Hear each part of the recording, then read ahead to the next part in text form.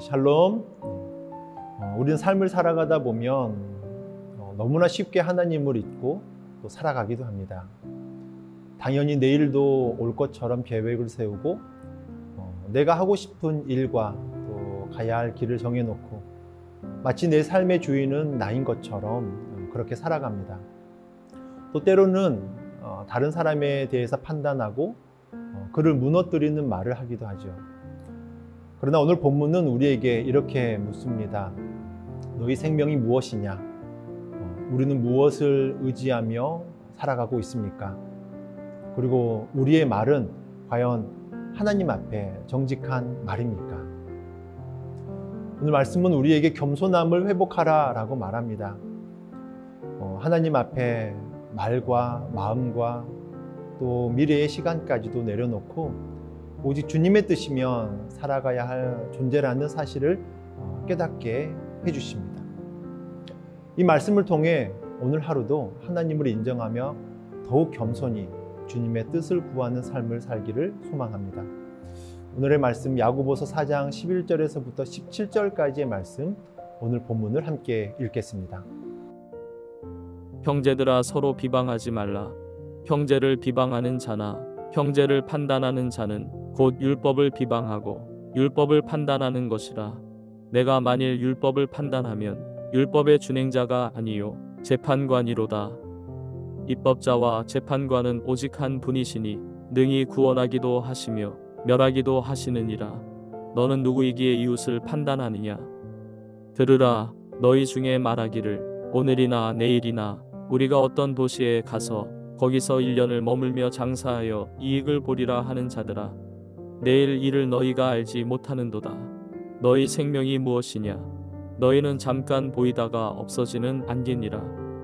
너희가 도리어 말하기를 주의 뜻이면 우리가 살기도 하고 이것이나 저것을 하리라 할 것이거늘 이제도 너희가 허탄한 자랑을 하니 그러한 자랑은 다 악한 것이라. 그러므로 사람이 선을 행할 줄 알고도 행하지 아니하면 죄니라. 오늘 본문은 두 가지를 경고하고 있습니다. 첫째는 형제를 판단하고 비방하는 말에 대한 경고이고요. 또 한 가지는 교만하게 계획하는 삶에 대한 경고입니다. 먼저 11절을 보면 야고보는 이렇게 말합니다. 형제들아, 서로 비방하지 말라.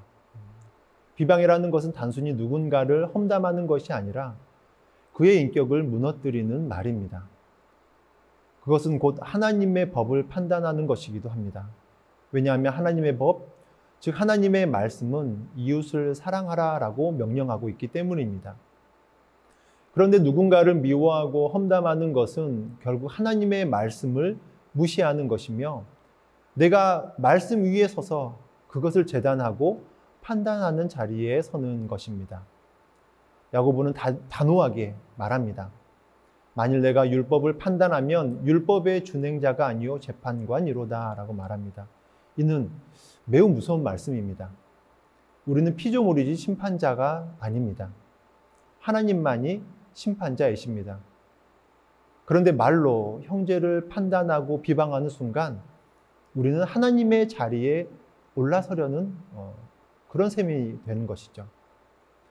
오늘 12절의 말씀은 이렇게 말합니다. 입법자와 재판자는 오직 한 분이시니 능히 구원하시기도 하시며 멸하기도 하신다라고 말합니다. 구원과 멸망의 권한은 오직 하나님께만 있습니다. 그러므로 우리는 그분의 자리를 넘보지 말고 언제나 겸손히 우리의 입술을 조심하며 살아야 합니다. 야고보는 이어서 또 하나의 교만을 지적합니다. 그것은 바로 미래의 자신이 결정하고 통제하려는 교만한 마음입니다. 들으라. 너희 중에 말하기를 오늘이나 내일이나 우리가 어떤 도시에 가서 거기서 1년을 머물며 장사하여 이익을 보리라 하는 자들아, 이렇게 말합니다. 이 구절은 계획 자체를 나무라는 것이 아닙니다. 성경은 지혜로운 계획을 세우는 삶을 오히려 칭찬합니다. 그러나 문제는 그 마음의 태도입니다. 마치 내일이 반드시 올 것처럼 내 능력으로 모든 것을 이룰 수 있는 것처럼 하나님을 고려하지 않고 내 마음대로 살아가려는 태도가 바로 교만이라는 것입니다. 오늘 14절의 말씀은 이렇게 말합니다. 내일 일을 너희가 알지 못하는도다. 그렇습니다. 우리는 아무것도 알지 못합니다. 어제까지만 해도 건강했던 사람이 갑자기 쓰러지는 일이 우리는 수도 없이 보고 살아왔습니다. 계획이 철저한 사람이 뜻밖의 변수 앞에서 무너지는 일도 봅니다. 인생은 하치 앞도 알 수 없는 그런 삶입니다. 그래서 이어지는 말씀이 너무나도 절묘합니다. 너희 생명이 무엇이냐? 너희는 잠깐 보이다가 없어지는 안개니라. 우리의 생명은 마치 아침 햇살 앞에서 사라지는 이슬과도 같고요. 바람 한 번에 흩어지는 안개와 같습니다. 이렇게 허무하고 연약한 존재임을 인정하는 것이 곧 믿음입니다. 그런데 우리는 얼마나 자주 우리 자신을 영원한 존재처럼 착각하며 살아가고 있는지요. 본문 15절에서 야고보는 이렇게 말씀합니다. 너희가 도리어 말하기를 주의 뜻이면 우리가 살기도 하고 이것이나 저것을 하리라 할 것이거늘 말합니다. 바로 이 태도, 이 고백이 성도의 마음이어야 합니다. 주의 뜻이면 이라는 말은 단지 입에 붙어있는 신앙적인 표현이 아닙니다. 그것은 하나님 앞에서 철저한 겸손이고요. 내 삶의 주권을 하나님께 온전히 맡기는 신앙의 고백입니다. 주의 뜻이면 오늘도 숨을 쉬고 주의 뜻이면 내가 이 일을 하고 저곳에 가며 이 사람을 만나게 되는 것임을 고백하는 것입니다. 이런 신앙은 우리의 기도를 바꾸고요. 우리의 말투와 생각을 바꾸고 무엇보다도 우리의 삶의 방향을 다르게 만듭니다. 그러나 16절에 보면 야고보는 다시 이렇게 지적합니다. 이제도 너희가 허탄한 자랑을 하니 그러한 자랑은 다 악한 것이라 라고 말합니다. 허탄한 자랑이라는 것이 무엇입니까? 내가 내 힘으로 할 수 있다는 착각, 내가 세상을 움직일 수 있다라는 교만, 하나님을 제쳐두고 나 자신을 높이는 말과 행동을 말합니다. 그런 자랑은 단순한 실수가 아니라 악한 것이다 라고 분명히 말합니다. 17절에서 야고보는 결론처럼 말합니다. 그러므로 사람이 선을 행할 줄도 알고 행하지 아니하면 죄니라 라고 말합니다. 이 말씀은 앞에서 말한 내용을 마무리하면서도 동시에 우리에게 또 큰 도전을 줍니다. 우리는 선을 압니다. 하나님을 인정하며 겸손히 사는 것이 옳다는 것도 압니다. 내 일을 자랑하지 말고 하나님의 뜻대로 살아야 한다는 것도 잘 알고 있습니다.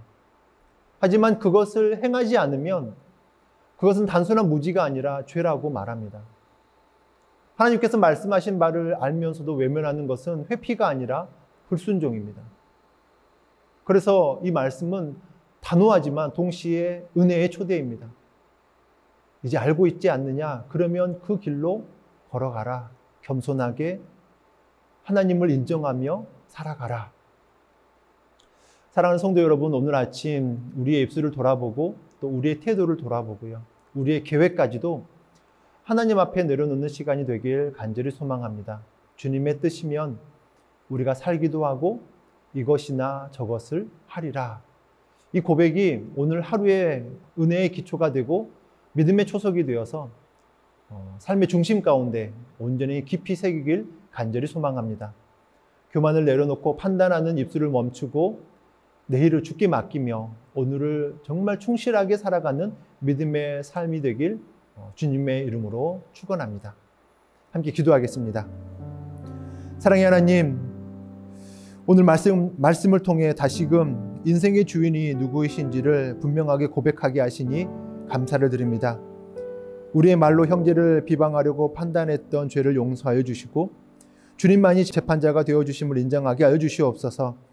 우리의 미래가 결코 우리의 손에 있지 않음을 깨닫게 하여 주시고 주님의 뜻이라면, 주님의 말씀이라면 그 고백으로 오늘 하루를 살게 하여 주시옵소서. 허탄한 자랑과 교만한 계획을 버리고 하나님의 뜻 안에서 겸손히 걸어가게 하여 주시며 우리가 아는 것, 또 선을 행하며 나아가길 바라고 있는 우리의 모습들, 행하지 않는 죄에 빠지지 않게 하여 주시옵소서. 삶의 매 순간순간마다 하나님을 인정하며 겸손한 순종으로 살아가는 삶이 되게 하여 주시옵소서. 오늘도 주님의 뜻에 순종하며 살아가는 그런 하루가 되게 하여 주시옵소서. 우리의 구주 예수 그리스도의 이름으로 기도합니다. 아멘.